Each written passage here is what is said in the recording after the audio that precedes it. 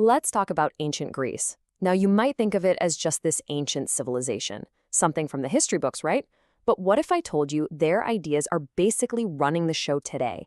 In this explainer, we're going to pull back the curtain on the original blueprint for our modern world, and trust me, you're going to recognize a lot of it.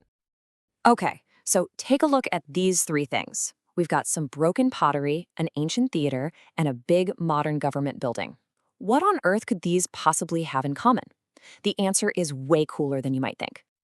Well, the answer is they all come from the same blueprint. A blueprint for society written thousands of years ago in ancient Greece. Yeah, those little shards of pottery, those were ballots for voting. That theater design? That's where drama as we know it was born. And that building's architecture? Yep, it's a direct descendant of ancient Greece. And that's exactly what we're diving into, the Greek blueprint. It's this incredible set of foundational ideas in government, science, and art that were so revolutionary, so game-changing, that we're literally still using them today. So where do we even begin with a legacy that big? Well, let's start with maybe their most famous and influential invention of all, a totally new way for people to govern themselves. You know, the whole idea of one citizen, one vote didn't start with some fancy voting machine, not even with paper ballots. In Athens, it was done using ostraca, basically pieces of broken pottery. Citizens would just scratch the name of a candidate right onto a shard. So simple, but think about it, absolutely revolutionary for its time. They called this system direct democracy. Now, let's be clear, it wasn't perfect, only free men over the age of 18 could participate, but the core concept was just wild. Citizens didn't just elect representatives to make laws for them, they gathered together and voted directly on the laws that would shape their lives. And you can draw a straight line from those ancient Athenian assemblies right to the U.S. Capitol building. The very DNA of modern democratic republics began in those passionate gatherings in Athens.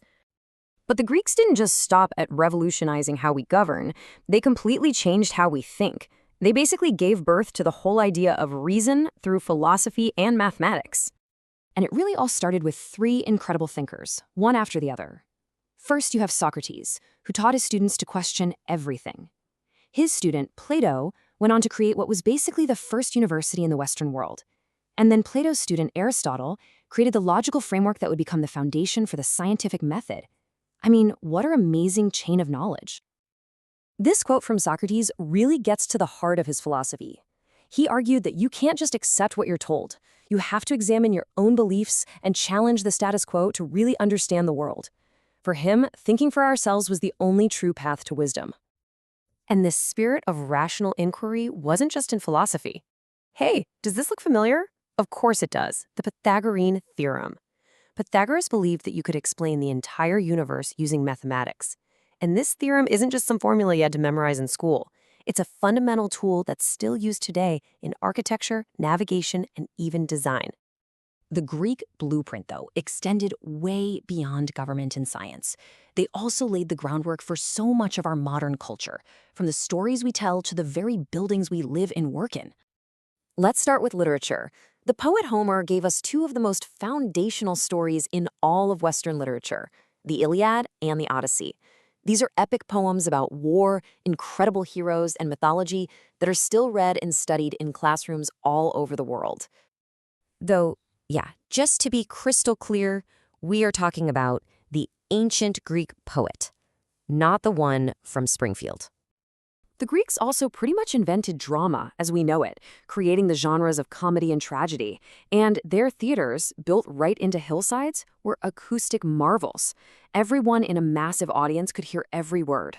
And that tiered open-air design, it's the clear ancestor of just about every modern sports stadium today. Their mastery of design is also on full display in their architecture. They came up with the three classical orders of columns, the simple and strong Doric, the scrolled and elegant Ionic, and the super ornate Corinthian. Once you know what you're looking for, I promise you'll start seeing them everywhere. And their art was just as groundbreaking. Greek sculptors were some of the first to create incredibly lifelike, life-size statues. They studied human anatomy to capture realism and a sense of movement, always aiming to portray what they considered the ideal human beauty. So, When you put it all together, the government, the philosophy, the math, the art, the drama, the sheer scale of their contribution is just staggering. Their legacy isn't just something you read about in history books, it's all around us every single day. Just think about it for a second.